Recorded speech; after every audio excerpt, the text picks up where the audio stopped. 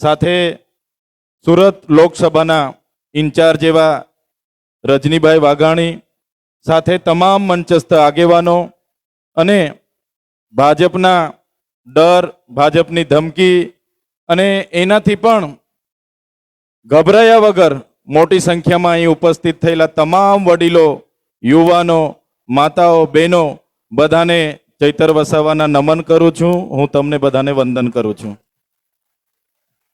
સાથીઓ, હમણાં જ હું રસ્તે આવતો હતો અને સમાચારમાં જોયું કે ભાજપના જ વડોદરા જિલ્લાના 5 જેટલા ધારાસભ્યએ મુખ્યમંત્રીને પત્ર લખ્યો અને એવી વેદના વ્યક્ત કરી કે છેલ્લા 30 વર્ષથી ભારતીય જનતા પાર્ટીનું શાસન છે.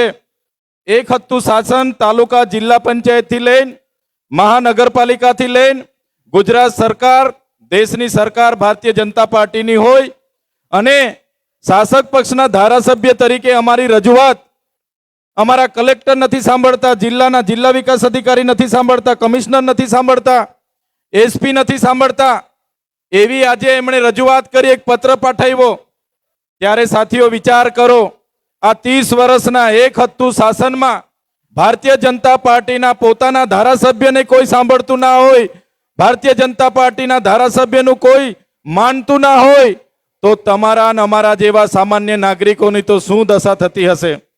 આજે 30 વર્ષના શાસનમાં ભારતીય જનતા પાર્ટી માત્ર ને માત્ર ભય, એક ડર પેદા કર્યો છે કે કોઈ પણ ભારતીય જનતા પાર્ટીને સવાલ પૂછો.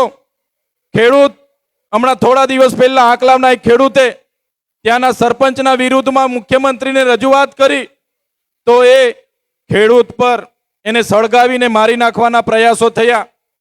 કોઈ વિદ્યાર્થી એમના શિક્ષણની અધિકારો માગે, કોઈ યુવાન આ સરકારમાં રોજગાર માગે, કે કોઈ સ્વાસ્થ્ય માટેની રજૂઆત કરવા જાય, કોઈ પીવાનું શુદ્ધ પાણી મળે એની રજૂઆત કરવા જાય, કોઈ વીજળી મળે એની રજૂઆત કરવા જાય, ત્યારે આ ભારતીય જનતા પાર્ટીના નેતાઓ એમને ડરાવે, ધમકાવે, પોલીસનો ઉપયોગ કરે, પોલીસને ત્યાં મોકલે, એમના પર રેડ પડાવે, ખોટા કેસ કરાવે અને એમને દબાવવા માટેનું કામ કરે છે.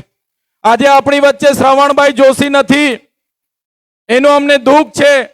જે શ્રવણભાઈ જોશીએ એમના સમાજ માટે અવાજ ઉઠાવ્યો, સુરતની જનતા માટે અવાજ ઉઠાવ્યો, સુરતની જનતાને સુવિધા મળે એના માટે અવાજ ઉઠાવ્યો, ત્યારે આ ભારતીય જનતા પાર્ટીના નેતાઓને ગમ્યું નહીં અને શ્રવણભાઈ જોશી પર ખોટો કેસ કરીને એમને જેલમાં મોકલ્યા છે.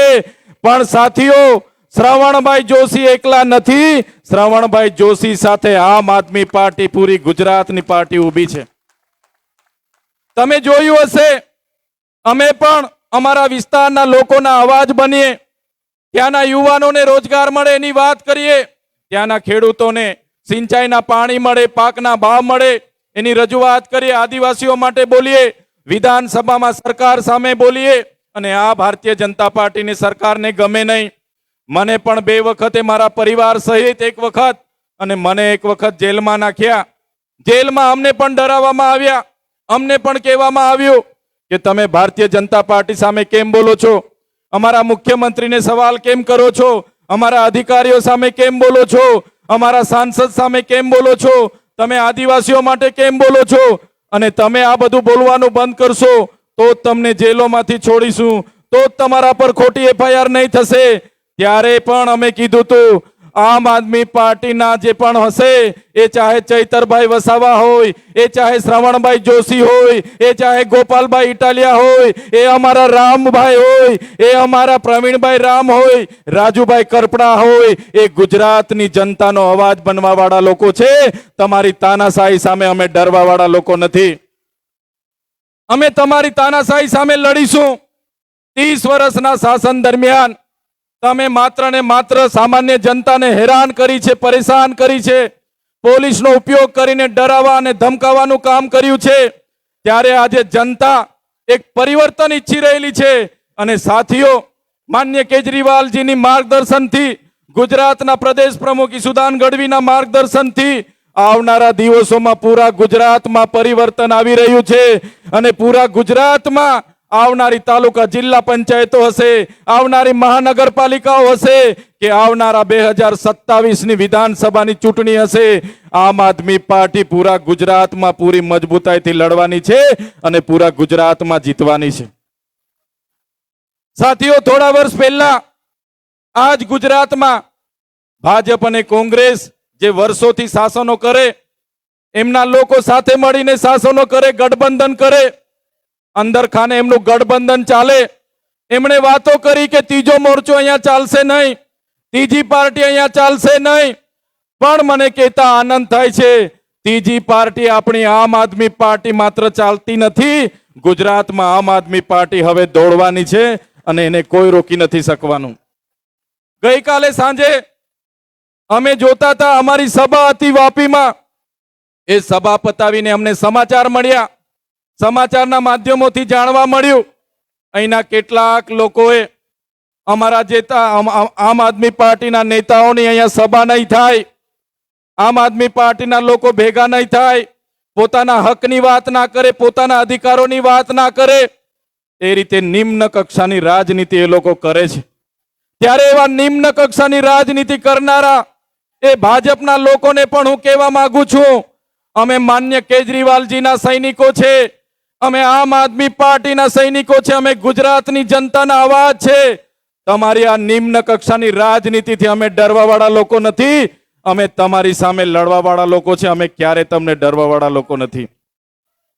સાથીઓ, જ્યારે તમે શિક્ષણની વાત કરો ત્યારે આ ભારતીય જનતા પાર્ટીના લોકો તમને ભારત પાકિસ્તાનની વાત કરશે, તમે રોજગારની વાત કરશો તો આ ભાજપના લોકો તમને હિન્દુ મુસ્લિમની વાત કરશે, તમે મૂળભૂત સુવિધાઓની વાત કરશો તો તમને મસ્જિદ અને મંદિરની વાત કરશે. આ એમણે લોકોને ગેરમાર્ગે દોરવા માટે ના પ્રયાસો એ લોકો કરે છે. પણ અહીંયા ઉપસ્થિત હજારો મારા વડીલો, મારા યુવાનો, મારી માતા બહેનોને હું સલામ કરું છું કે આ ભાજપની તાનાશાહી પણ તમે ઝૂક્યા વગર, આ ભાજપની દાદાગીરી સામે તમે ઝૂક્યા વગર, આ ભાજપના નેતાઓની ગુંડાગીરી સામે તમે ઝૂક્યા વગર આજે હજારોની સંખ્યામાં અહીંયા ઉપસ્થિત થઈને એ લોકોના ગાલ પર તમે તમાચો મારી દીધો છે. એ બદલ તમને હું અભિનંદન આપું છું.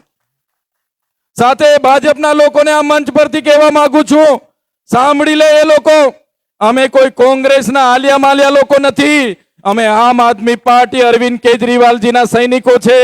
અમને સણસેડશો નહીં અને અમને જે દિવસે સણસેડવાનું કામ કરશો તો ઈંટનો જવાબ પથ્થરથી આપવા માટે પણ અમે તૈયાર છે. દેશના બંધારણે અમને અધિકાર આપ્યા છે. દેશના બંધારણના અમુકે અમને કીધું છે સમાનતા, સ્વતંત્રતા, બંધુતા, લોકશાહી, ધર્મનિરપેક્ષતા, અને એના અંદર અમને અધિકારો મળ્યા છે. અમે કોઈ પણ મહોલ્લામાં મીટિંગ કરી શકીએ છીએ, કોઈ પણ જગ્યાએ અમારી સભા કરી શકીએ છીએ.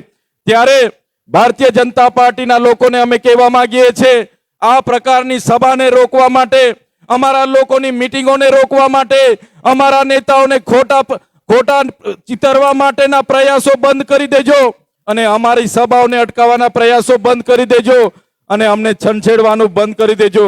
નહીં તો અમારા લોકોને છંછેડવાનું કામ જો તમે કરશો, અમારા લોકોની સભાઓને અટકાવવાનું કામ કરશો તો આવનારા દિવસોમાં પૂરા ગુજરાતમાં સરકારની સભાઓને પણ અમે અટકાવીશું. સરકારના એક પણ કાર્યક્રમો અમારા વિસ્તારમાં થવા નહીં દઈએ.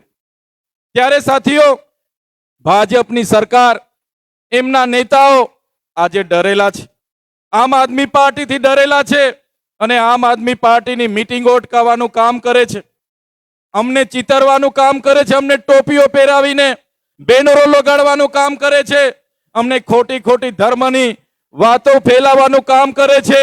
ત્યારે એવા ધર્મ રક્ષકોને પણ કહેવા માંગુ છું, અમે એવા સમાજમાંથી આવીએ છીએ, અમારા એવા પૂર્વજોનો ઇતિહાસ છે, અમારો ઇતિહાસ છે. તમે રામાયણ ઉઠાવીને વાંચી લેજો. રામ ભગવાન સાથે જે સબરી માતાનો ઉલ્લેખ કરવામાં આવે છે એ અમારા પૂર્વજ હતા. તમે મહાભારતનો ઇતિહાસ તમે વાંચી લેજો, એમાં જે એકલવ્ય છે, એમાં જે નિષાદ રાજા છે, હનુમાનજીનો ઉલ્લેખ થાય છે, સુગ્રીવજીનો ઉલ્લેખ થાય છે, એ અમારા પૂર્વજ હતા. તમે મહારાણા પ્રતાપનો ઇતિહાસ વાંચી લેજો. જ્યારે મહારાણા પ્રતાપ સાથે એમના પોતાના ભાઈ પણ નહોતા અને અકબર સામે જ્યારે લડવાનું થયું ત્યારે પૂંજા ભીલની આખી સેના હતી. મહારાણા પ્રતાપ સાથે હલ્દી ઘાટમાં એ મોગલોના શાસકો સામે એ યુદ્ધ લડનારા જો કોઈ હોય તો અમારા પૂંજા ભીલ અમારા પૂર્વજો હતા. તમે મહારાષ્ટ્રના શિવાજી મહારાજનો ઇતિહાસ વાંચી લેજો. જ્યારે શિવાજી મહારાજ સાથે પોતાના સગાઓ પણ નહોતા ત્યારે એમની સાથે જે દુદાબીલની સેના હતી એ દુદાબીલ એ અમારા પૂર્વજ હતા. અમારા પૂર્વજોએ આટલું મોટું યોગદાન આપ્યું હોય અને તમને અમે ધર્મની વાત અમને શીખવાડવા માટે આવો, અમને ટોપી પહેરાવવાની વાત કરો, અમારા નામના બેનરો તમે સાઈન લગાડવાની વાત કરો તો અમે ક્યારે સાખી નથી લેવાના. એ ભાજપના નેતાઓને પણ આ મંચ પરથી કહેવા માંગુ છું, અમે આમ આદમી પાર્ટીના કાર્યકરો છે. આમ આદમી પાર્ટી એ ક્રાંતિમાંથી બનેલી પાર્ટી છે, આંદોલનમાંથી બનેલી પાર્ટી છે. અમે બધા લોકો ક્રાંતિકારી લોકો છે. ગુજરાતની જનતાને અમે ન્યાય આપવા માટે મોતને મુઠ્ઠીમાં લઈને નીકળ્યા છે. ત્યારે તમારી આવી નિમ્ન કક્ષાની રાજનીતિથી અમે ડરવાના નથી. તમારી આ નિમ્ન કક્ષાની રાજનીતિ સામે અમે લડીશું. ગુજરાતની જનતાને અમે ન્યાય આપીશું. એ વાત સાથે આજે આજના કાર્યક્રમમાં મોટી સંખ્યામાં, હજારોની સંખ્યામાં અહીંયા ઉપસ્થિત થયેલા મારા વડીલો, મારી યુવાન, મારા ભાઈઓ, મારી માતાઓ, મારી બહેનો, બધાને હું નમન અને વંદન કરું છું. આજના આ કાર્યક્રમમાં આપ સૌ ઉપસ્થિત રહીને અમારી હિંમત વધાવી, અમને સાંભળ્યા અને અમને આ કાર્યક્રમમાં અમારું સ્વાગત અને સન્માન કર્યું એ બદલ બધાનો ખૂબ ખૂબ આભાર. ધન્યવાદ. ભારત માતા કી જય.